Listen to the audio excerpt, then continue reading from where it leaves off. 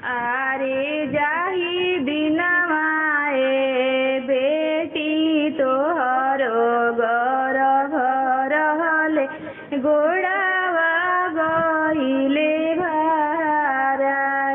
आरे मास मछलिया बेटी मनहीना आवे दूधवा की कोइनियार। आरे मास मछलिया बेटी मनहीना आवे दूधवा की कोइनियार।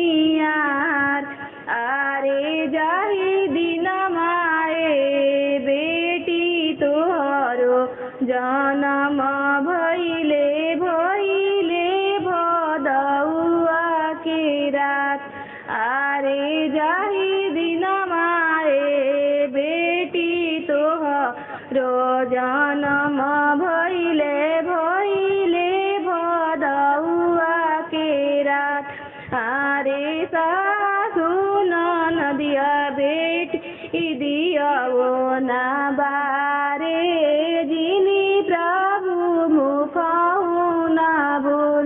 आरे सासु ननदिया बेटी मुखहु ना बोले